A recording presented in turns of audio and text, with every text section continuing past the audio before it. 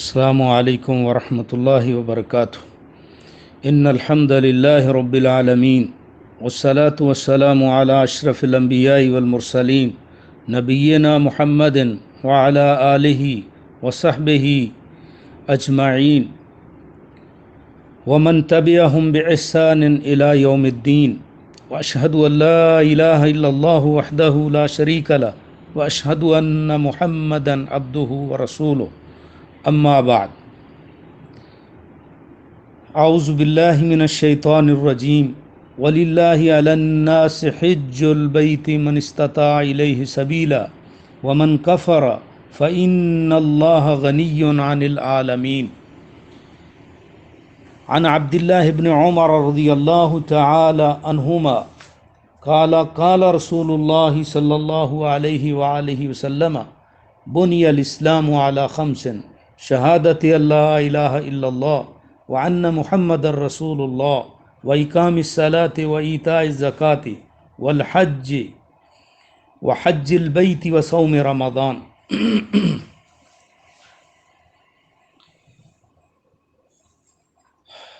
حضرات، آج ہمارا سبق ہے اللہ کے گھر بیت اللہ کا حج۔ حج کی لغوی تعریف ہے القصد، ارادہ کرنا، کثرت القصد الی معظم، اور شرعی تعریف اس کی یہ ہے کہ بیت الحرام کی طرف مخصوص اعمال کے ساتھ، مخصوص کیفیت کے ساتھ ارادہ اور قصد کرنا۔ حج اس کو دو طرح پڑھا جاتا ہے، ایک ہا کے فتح کے ساتھ حج اور ایک ہا کے کسرہ کے ساتھ حج، جیسے کہ قرآن مجید کی آیت میں وَلِلَّهِ عَلَى النَّاسِ حِجُّ الْبَيْتِ، اور بعض نے یہ فرق کیا ہے کہ اگر فتح کے ساتھ پڑھیں گے تو یہ اسم ہے اس عبادت کا، اور اگر کسرہ کے ساتھ پڑھیں گے تو یہ مصدر ہے حجہ یا حجو سے۔ اور پھر یہ دینی عبادات جو ہیں ان میں سے اس کی اہمیت ایک اساسی عبادت کی ہے، جیسا کہ عبداللہ ابن عمر رضی اللہ تعالی عنہما سے میں نے حدیث پڑھی ہے، نبی اکرم صلی اللہ علیہ وآلہ وسلم نے فرمایا کہ اسلام کی عمارت 5 ستونوں پر استوار ہے: شہادتین کا اقرار اور امتثال، نماز کی ادائیگی، زکوٰۃ کی ادائیگی، بیت اللہ کا حج اور رمضان المبارک کے روزے۔ اصل میں عبادات ابتدائی طور پر 2 طرح کی ہوتی، ایک قولی عبادت ہے جس میں شہادتین کا اقرار ہے، اور ایک غیر قولی عبادت ہے۔ غیر قولی میں پھر ترکی عبادت جیسے صوم رمضان، یا فعلی عبادت ہے، وہ مفرد ہے یا مرکب ہے۔ اگر مفرد ہے تو پھر بدنی عبادت ہے جیسے نماز کی ادائیگی، اور اگر مالی عبادت ہے تو زکوٰۃ، فطرانہ، قربانی، نذر و نیاز وغیرہ، اور یا پھر مرکب عبادت ہے تو پھر بیت اللہ کا حج ہے۔ ان من جملہ عبادات سے شہادتین کے بعد تو ام العبادات نماز ہے، اور اسی طرح نماز کے ساتھ جو قرآن مجید میں متصل عبادت ہے، مالی عبادت، زکوٰۃ، اور پھر اس کے بعد بیت اللہ کا حج، اور یہ ایسی عبادت ہے جو امت میں متوارث چلی آ رہی ہے، بدستور چلی آ رہی ہے۔ اور حج یہ سیدنا ابراہیم علیہ السلام سے ہی چلا آ رہا ہے۔ اس کی کچھ تاریخ اس طرح ہے کہ عرب کی 2 شاخیں زیادہ مشہور ہیں، عرب عاربہ جنہیں قحطانی کہا جاتا ہے، اور عرب مستعربہ جنہیں عدنانی عرب کہا جاتا ہے۔ اور عرب مستعربہ کے جد امجد سیدنا ابراہیم علیہ الصلاۃ والسلام جو ارض عراق میں پیدا ہوئے، ہوش سنبھالا تو دیکھا قوم بتوں اور پتھروں کو اپنا معبود سمجھتی ہے، وہ نہ بول سکتے ہیں، نہ چل سکتے ہیں، نہ پھر سکتے ہیں، نہ کھا پی سکتے ہیں۔ تو ابراہیم علیہ الصلاۃ والسلام کو اللہ رب العزت نے توحید جیسی نعمت سے نوازا تھا، اور انہوں نے فرمایا تھا انی وجہت وجہی للذی فطر السماوات والارض حنیفا وما انا من المشرکین۔ تو پھر ابراہیم علیہ الصلاۃ والسلام جب اس کلمہ توحید پر انہوں نے استقامت اختیار کی، ان کو بہت سارے تصادم سے سامنا ہوا۔ پہلا تصادم تو گھر سے ہی، حضرت ابراہیم علیہ السلام کے والد نے ان کو قتل کرنے کی دھمکی دی اور گھر سے نکالنے کی دھمکی دی، لیکن ابراہیم علیہ الصلاۃ والسلام اپنے والد کا یہ جارحانہ طرز عمل دیکھ کر وہ گھبرائے نہیں، بلکہ ان کے پائے ثبات میں انتہائی مضبوطی آ گئی، اور وہ ڈگمگائے نہیں۔ حالانکہ ان کا باپ جو تھا وہ اپنی قوم کا اپروت تھا اور نمرود کا وہ مشیر تھا، لیکن اس کے باوجود ابراہیم علیہ السلام گھبرائے نہیں۔ دوسرا تصادم پھر قوم اور حکومت وقت سے، یعنی اپنی مشرک قوم اور حکومت وقت سے ان کا تصادم ہوا۔ تو ابراہیم علیہ الصلاۃ والسلام نے ان سے بھی مخاطب ہو کر کہا کہ تم ان کی عبادت کیوں کرتے ہو؟ افسوس ہے تم پر، تمہارے معبودوں پر جن کی تم عبادت کرتے ہو اللہ کو چھوڑ کر، کیا تم عقل نہیں رکھتے؟ تو انہوں نے ابراہیم علیہ الصلاۃ والسلام کا یعنی انہوں نے جواب تو ان سے نہ بن سکا، لیکن یہ کہ وہ اپنی آئی پر اتر آئے اور انہوں نے چیخا جلا کر ابراہیم علیہ الصلاۃ والسلام کو چیخا میں بھی پھینکنا چاہا۔ اللہ رب العزت نے اس چیخا سے بھی کہہ دیا کہ قلنا یا نار کونی بردا وسلاما علی ابراہیم، اور پھر وقت کا جو حکمران تھا نمرود، اس کے ساتھ بھی تصادم۔ اس سے ابراہیم علیہ الصلاۃ والسلام نے جب کہا کہ میرا رب تو وہ ہے کہ جو زندہ بھی کرتا ہے اور مارتا بھی ہے، تو آگے سے وہ کہنے لگا یہ کون سا مشکل کام ہے، یہ تو میں بھی کر سکتا ہوں۔ تو اس نے پھر ایک بے گناہ کو رہا کر دیا جس پر سزائے موت کا فیصلہ ہو چکا تھا، اور ایک اسی طرح بے گناہ کو پکڑ کر اس نے قتل کر دیا اور کہا دیکھو میں زندگی بھی دے سکتا ہوں، مار بھی سکتا ہوں۔ ابراہیم علیہ الصلاۃ والسلام نے کہا کہ اچھا میرا رب تو وہ ہے جو سورج کو مشرق سے لاتا ہے اور مغرب میں غروب کرتا ہے، اور تو اگر اپنے آپ کو رب کہتا ہے تو ذرا مغرب سے نکال کے تو دکھا سورج۔ یہ دلیل سن کر وہ کافر بادشاہ جو ہے نمرود ششدر اور حیران رہ گیا، اسے کوئی جواب نہ بن سکا۔ ابراہیم علیہ الصلاۃ والسلام کو انہوں نے یعنی اس قسم کے پریشانیاں دیں کہ الاؤ بھی آگ کا جلایا گیا۔ اور پھر ابراہیم علیہ الصلاۃ والسلام جب نمرود کی چیخا سے صحیح سالم اور محفوظ اور مامون باہر آ گئے، تو ابراہیم علیہ الصلاۃ والسلام نے اللہ سے تعلق تو ویسے ہی مضبوط تھا ان کا، تو اللہ کی طرف سے ان کو حکم ہوا کہ آپ یہاں سے ہجرت کر جائیں۔ پھر ابراہیم علیہ السلام نے اپنے اس آبائی وطن کو چھوڑ کر شام اور فلسطین کا سفر اختیار کیا، اور وہاں سے پھر بغرض تبلیغ آپ مصر بھی گئے، اور مصر میں جب گئے تو وہاں کا جو اس وقت کا فرعون تھا مصر کا، اس کو معلوم ہوا تو اس نے بری نیت سے دونوں کو دربار میں طلب کیا، اور حضرت سارہ نے دعا کی جو اللہ نے قبول کی۔ اس وقت اللہ نے اس بادشاہ کو پکڑ لیا، جس سے وہ بادشاہ سمجھ گیا کہ یہ خاتون اللہ تعالیٰ کی کوئی خاص مقرب بندی ہے۔ بڑا متاثر ہوا پھر اس نے اپنی بیٹی ہاجرہ کو سارہ کی خدمت میں دے دیا، اور حضرت ابراہیم علیہ السلام کے ساتھ پھر یہ آگے فلسطین میں، مصر سے فلسطین واپس آ گئے، اور پھر انہوں نے ارض فلسطین کو ہی اپنے دعوت کا مرکز بنایا۔ 80 سال کی عمر میں اللہ رب العزت نے حضرت ابراہیم علیہ السلام کی یہ دعا بھی قبول کی کہ رب حب لی من الصالحین، یا اللہ مجھے نیک بیٹا دے دے۔ تو مائی ہاجرہ کے بطن سے پھر آپ کو حضرت اسماعیل علیہ السلام عطا ہوئے۔ حضرت سارہ چونکہ ابھی تک بے اولاد تھی، اس لیے وہ دونوں بیویاں وہاں اکٹھی نہ رہ سکیں۔ اللہ کی طرف سے پھر حکم آیا، اور آپ مائی ہاجرہ کو اور اس کے چھوٹے بیٹے اسماعیل کو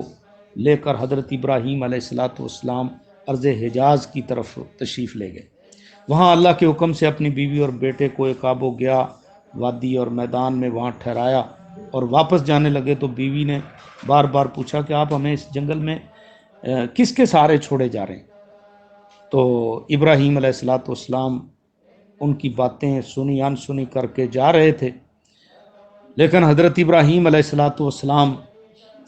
نے اس کے بارہا اصرار پر یہ بتایا کہ مجھے اللہ کا حکم ہے۔ تو تب اس اللہ کی بندی نے سراپا تسلیم رضا بن کر کہا اذن لا یضیعن اللہ، اللہ ہمیں ضائع نہیں کرے گا۔ تو اس طرح آپ وہاں اپنے اہل و عیال سے ایک نامعلوم عرصے تک جدا ہو گئے، اور پھر ابراہیم علیہ السلام نے دعائیں کی وہاں، رب انی اسکنت من ذریتی بواد غیر ذی زرع عند بیتک المحرم ربنا لیقیموا الصلاۃ فاجعل افئدۃ من الناس تهوی الیہم وارزقهم من الثمرات لعلهم یشکرون۔ تو ابراہیم علیہ السلام گاہے بگاہے اپنے اہل و عیال کو اس بے آباد ویرانے میں جہاں بسا کر وہ واپس آ گئے تھے، ان کا گاہے بگاہے حال بھی دریافت کرتے رہے۔ اور حضرت ابراہیم علیہ السلام اس لکودک صحرا میں جو اپنے اہل خانہ کو اور اپنے متاع حیات کو چھوڑ کر گئے تھے، تو ان کے پاس ایک مشکیزہ پانی کا تھا اور چند کھجوریں تھیں۔ جب وہ بھی ختم ہو گئیں تو حضرت مائی ہاجرہ وہ بھوک محسوس کرنے لگیں، اور خود بھی اور بچہ بھی پیاس کی شدت سے رونے لگا۔ تو پھر اس وقت قریب تو کوئی تھا نہیں، چھوٹی چھوٹی 2 پہاڑیاں تھیں،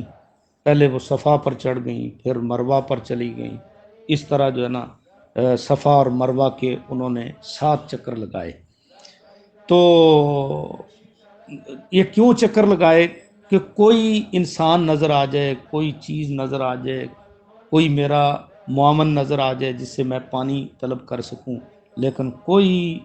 چیز نظر نہ آئی۔ 7واں چکر جب مروہ پر تھیں تو ایک آواز سی سنی، تو اپنے آپ کو خاموش کرواتی ہیں اور پھر دوڑتی ہیں کہ اسماعیل کو دیکھوں کہ اس کی کیا حالت ہے، کیونکہ وہ پانی پیاس کی وجہ سے وہ بلک رہے تھے۔ تو جب وہاں آئیں تو دیکھا کہ وہاں چشمہ جاری ہے۔ اس کے بارے میں 2 روایات ہیں کہ حضرت جبریل نے ایڑی ماری تھی یا اسماعیل کی ایڑی لگنے سے چشمہ جاری ہو گیا، وہی چشمہ جس کو آج کل زمزم کہا جاتا ہے۔ تو پھر حضرت مائی ہاجرہ نے چشمہ کے گرد منڈیر بنا کر اسے حوض کی شکل دینا شروع کر دی، اور ساتھ پانی خود بھی پی رہی تھیں اور بچے کو بھی پلا رہی تھیں۔ تو اس طرح وہ زمزم کا چشمہ جو اس وقت سے جاری تھا اور آج تک جاری ہے۔ یہ حضرت ابراہیم علیہ السلام کے اہل کے پاس بنو جرم قبیلہ بھی آ کر رہنے لگ گیا، اور وقت بڑی تیزی کے ساتھ بیتتا رہا۔ ابراہیم علیہ السلام کو خواب میں دکھایا گیا کہ وہ اپنے جوان سال اکلوتے بیٹے کو ذبح کر رہے ہیں۔ تو ابراہیم علیہ السلام نے یہ خواب آ کر اپنے بیٹے کو سنایا اور ان سے مشورہ طلب کیا تو انہوں نے بڑا ہی خوبصورت جواب دیا، یا ابت فعل ما تؤمر ستجدنی انشاءاللہ من الصابرین۔ تو سعادت مند بیٹے کا جواب سن کر باپ کو اطمینان ہو گیا، اور دونوں باپ بیٹا اللہ کے حکم کی تعمیل کے لیے وہاں سے نکل کھڑے ہوئے، اور اللہ کی رضا کے لیے ابراہیم علیہ السلام نے جو قربانیاں دی تھیں توحید کی خاطر، تو ان میں سے یہ بھی ایک قربانی تھی، اور تاریخ انسانی کا یہ عظیم الشان کارنامہ سر انجام دیا جس کا مشاہدہ نہ اس سے پہلے کبھی زمین و آسمان نے کیا تھا اور نہ اس کے بعد۔ حضرت ابراہیم علیہ الصلاۃ والسلام اپنے بیٹے کو لے گئے منا کی طرف، اور وہاں جا کر بیٹے کو جب چت لٹایا ذبح کرنے کے لیے پیشانی کے بل، تو اللہ رب العزت نے آسمان سے حکم کیا، قد صدقت الرؤیا انا کذالک نجزی المحسنین۔ تو حضرت اسماعیل علیہ السلام کی جگہ پر پھر ایک مینڈا اللہ رب العزت نے بھیج دیا اور ذبح کروا دیا، اور اسماعیل علیہ الصلاۃ والسلام کو اللہ نے بچا لیا، اور پھر اللہ رب العزت نے فرمایا کہ یہ جو تمہاری وفاداری ہے یہ قیامت تک جو ہے باقی رکھے جائے گی۔ اور نبی صلی اللہ علیہ وسلم سے پوچھا گیا کہ یہ جو ہم قربانیاں کرتے ہیں یہ کیا ہے؟ فرمایا تمہارے باپ ابراہیم علیہ السلام کی سنت۔ اور پھر اس کے بعد جب اس امتحان میں عجیب و غریب امتحان کے اندر کامیابی حاصل کر لی، تو ابراہیم علیہ الصلاۃ والسلام کو اللہ پاک نے اور ایک بہت بڑے اعزاز سے نوازا اور حکم دیا کہ میرے لیے ایک گھر تعمیر کرو۔ تو یہ بھی باپ بیٹے نے بڑی ہی خوشی خوشی اللہ کے اس حکم کو قبول کیا۔ تو اب وہاں اذ یرفع ابراہیم القواعد من البیت، وہاں وہ جو بنیادیں تھیں پہلے کی بیت اللہ کا، یعنی مٹی کا ایک ڈھیر بن چکا تھا، اس کی پھر بنیادوں کو ابراہیم علیہ السلام نے کھودنا اور اٹھانا شروع کر دیا۔ اسماعیل علیہ الصلاۃ والسلام پتھر لا رہے تھے، ابراہیم علیہ السلام ان کو بڑی ترتیب کے ساتھ جوڑ رہے تھے، اور پھر جب اتنی اونچی دیواریں ہو گئیں تو اب ظاہر بات ہے کسی چیز کے اوپر چڑھ کر مزید تعمیر باقی تھی، تو اللہ رب العزت نے پھر جنت سے حجر اسود کو بھیج دیا، اور یہ جنت سے بھیجا ہوا پتھر ہے جو دودھ کی طرح سفید تھا، جامع ترمذی کی روایت کے حوالے سے لوگوں کے گناہوں نے اسے سیاہ کر دیا ہے۔ تو یہ ایک یہ پتھر اللہ رب العزت نے بھیجا کہ اس کو بیت اللہ میں نصب کر دیں، اور دوسرا جو تعمیر کے لیے گو کی ضرورت تھی، اوپر تعمیر کی ضرورت، اس کے لیے اللہ رب العزت نے وہ پتھر جس کو آج کل مقام ابراہیم کہا جاتا ہے، جو بیت اللہ کے سامنے ایک فانوس کے اندر موجود ہے اس وقت بھی، تو اس کو بھیج دیا۔ ابراہیم علیہ الصلوۃ والسلام نے بیت اللہ کی تعمیر مکمل کی۔ اب اللہ سے دعا کرنے لگ گئے باپ بیٹا، ربنا تقبل منا انک انت السمیع العلیم، کہ یا اللہ یہ ہم سے تو قبول فرما لے۔ اس طرح یہ بھی دعا کی کہ ارنا مناسکنا، یا اللہ تو ہمیں اپنے گھر کے مناسک سکھا دے۔ تو اللہ رب العزت نے پھر انہیں حکم کیا کہ اذن فی الناس بالحج، جیسا کہ سورہ حج کی آیت نمبر 27 میں ہے۔ تو ابراہیم علیہ السلام نے یہ اللہ تعالیٰ کا پیغام سن کر کے لوگوں میں اعلان کر دو حج کریں، تو ابراہیم علیہ السلام نے عرض کیا اللہ اس بے آباد ویرانے میں کون میری آواز سنے گا اور کس تک میری آواز پہنچے گی؟ اللہ نے فرمایا اعلان کرنا تمہارا کام ہے، لوگوں تک پہنچانا یہ ہمارا کام ہے۔ تو ابراہیم علیہ السلام نے اعلان کیا، اللہ رب العزت نے اس وقت کے جتنے انسان زندہ تھے ان تک بھی پہنچایا، بلکہ عالم ارواح تک بھی پہنچا دیا۔ اور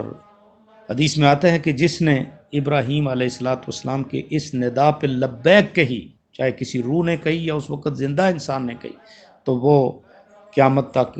حج کے لیے ضرور جائے گا، عمرہ کے لیے ضرور جائے گا۔ ابراہیم علیہ الصلوۃ والسلام جب تک زندہ رہے تو بیت اللہ کے متولی خود رہے، آپ کی وفات کے بعد جرم قبیلہ متولی بنا، اور ان کے بعد بنو خزاعہ نے یہ طوالت کا منصب سنبھال لیا، اور پھر بنو خزاعہ کے بعد قریش مکہ کے ہاتھ بیت اللہ کی تولیت آ گئی۔ اور قریش کے جو سردار تھے قصی بن کلاب، اس نے بنو خزاع کی بیٹی کے ساتھ شادی بھی کر لی، جس کے نتیجے میں قریشی داماد کو خزائی سسر سے کعبہ کی تولیت حاصل ہو گئی۔ بعثت نبوی 21 سال بعد تک، یعنی 8 ہجری تک بیت اللہ یہ اسی طرح، کیونکہ جو بنو خزاع جو ہیں وہ ان کے اندر شرک آ گیا تھا، اور بیت اللہ بھی بلکہ اس کے اندر بھی انہوں نے شرک کرنا شروع کر دیا، اور قریشی انہوں نے تو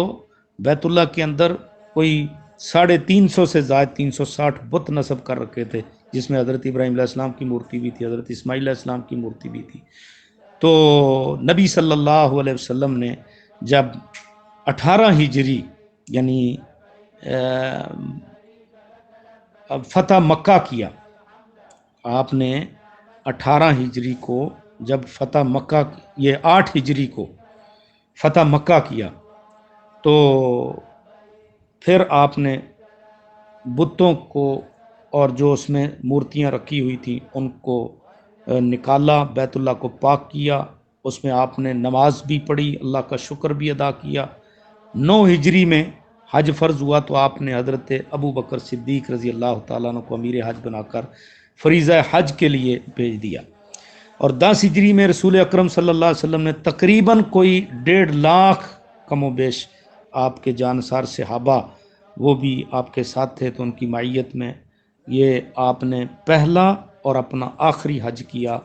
اور یہ حجۃ الوداع کہلاتا ہے۔ تو اس طرح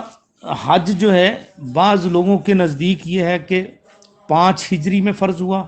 وہ زمام کا قصہ ہے موجود، جس میں اس نے آ کر نبی صلی اللہ علیہ وسلم سے پوچھا تھا کہ آپ کا قاصد اس طرح ہمارے پاس آیا ہے، کیا آپ نے یہ کہا ہے، اس میں حج کا بھی تذکرہ ہے۔ تو یا پھر 6 ہجری میں نبی صلی اللہ علیہ وسلم کو خواب آیا تھا، تو آپ بیت اللہ کی طرف قصد کر کے گئے ہیں، اور آپ کے ساتھ بہت سارے صحابہ کرام، تو وہاں پھر مشرکین مکہ نے اندر نہیں جانے دیا، حرم میں حرم کی حدود میں جانے نہیں دیا، تو پھر وہاں ایک بہت بڑی تاریخ اسلام کی صلح حدیبیہ ہوئی۔ اور بعض کہتے ہیں کہ یہ 8 ہجری کو حج فرض ہوا ہے، بعض نے 9 ہجری کہا ہے کہ 9 ہجری کو حضرت ابوبکر صدیق رضی اللہ تعالیٰ عنہ کو نبی صلی اللہ علیہ وسلم نے بھیجا تھا، بعض کہتے ہیں کہ 10 ہجری کو حج فرض ہوا ہے، اس لیے کہ آپ نے خود بنفس نفیس 10 ہجری کو حج کیا ہے۔ پھر یہ کہ حج زندگی میں ایک بار ہی ہے، الا کہ کوئی عارضہ آ جائے کہ مثلا کوئی آدمی نظر مان لے حج کرنے کی تو وہ کرے۔ پھر یہ کیا کہ علی الفور ضروری ہے یا علی التراخی، یعنی کچھ مہلت بھی ہو سکتی ہے، تو صحیح بات تو یہ ہے کہ علی التراخی ہے، لیکن چونکہ موتیں مجہول ہیں اس لیے اگر بندے کے پاس استطاعت آ گئی ہے، جیسا کہ قرآن مجید کی آیت میں وَلِلَّهِ عَلَى النَّاسِ حِجُّ الْبَيْتِ مَنِ اسْتَطَاعَ إِلَيْهِ سَبِيلًا، کہ جس کے پاس استطاعت آ جائے تو اس کو بیت اللہ کا حج کرنا چاہیے۔ اب استطاعت کے لیے سب سے پہلے یہ ہے کہ انسان مسلمان ہو، غیر مسلم سے حج اور عمرہ اور دیگر عبادات کا ویسے ہی مطالبہ نہیں اور وہ مکلف بھی نہیں ہے اس لیے اعمال کی صحت و قبولیت کے لیے ایمان اور اسلام شرط ہے۔ دوسرے نمبر پر وہ آدمی عاقل ہو، اس لیے کہ جو آدمی مجنون، پاگل، دیوانہ ہے وہ شرعاً ویسے ہی مکلف نہیں۔ اور تیسرے نمبر پر وہ اس کا بالغ ہونا ضروری ہے، فریضہ حج ساقط ہونے کے لیے بالغ ہونا ضروری ہے، اس لیے کہ نابالغ جب تک بالغ نہ ہو جائے مکلف ہی نہیں ہوتا۔ نبی صلی اللہ علیہ وسلم کی حدیث ہے رفع القلم عن ثلاثۃ، عن النائم حتى يستيقظ، وعن الصبي حتى يحتلم، وعن المجنون حتى يعقل، کہ 3 شخص مرفوع القلم ہیں، سویا ہوا جب تک وہ بیدار نہ ہو، نابالغ جب تک بالغ نہ ہو، مجنون جب تک اس کو افاقہ نہ آئے اور سوچنے سمجھنے کی صلاحیت اس میں نہ آئے۔ اور اسی طرح سفر حج کے لیے جو اخراجات ہیں اور سواری، اس کا انتظام بھی ضروری ہے۔ من استطاع الیہ سبیلا، جو وہاں تک پہنچنے کی استطاعت اور طاقت رکھتا ہو۔ اسی بنا پر جس کے پاس مال نہیں اور سفر حج میں خرچ کرنے کے لیے اس کے پاس اسباب نہیں، اور اہل و عیال ہونے کی صورت میں ان کی کفالت جو ہے نا وہ نہیں کر سکتا، تو ایسے شخص پر حج فرض ہی نہیں ہے اور نہ ہی عمرہ فرض ہے۔ تو جو ان چیزوں کی استطاعت رکھتا ہے اس کے اوپر حج فرض ہے۔ اسی طرح ایک شخص کے پاس اپنا اور اپنے عیال کا خرچ تو ہے مگر سواری کا انتظام نہیں، تو اس پر بھی فرض نہیں۔ وہ پیدل بھی نہیں چل سکتا، یا سفر کا تو انتظام ہے مگر راستہ محفوظ نہیں ہے، تو اس پر بھی فرض نہیں۔ یا پھر یہ ہے کہ اس کے جانے کے بعد مال و جان کو خطرہ ہے، تو اس پر بھی استطاعت نہیں ہے اور اس پر حج اور عمرہ فرض نہیں۔ عورت کے لیے ایک مزید شرط ہے، اور وہ یہ ہے کہ اس کے ساتھ محرم ہو، کیونکہ محرم جو ہے یہ ضروری ہے عورت کے لیے، اور اگر محرم نہیں، بھلے وہ صاحب استطاعت ہے اور اس کے پاس مال اسباب بھی ہیں، رستہ بھی محفوظ ہے اور کوئی پرابلم بھی نہیں ہے، لیکن محرم نہیں ہے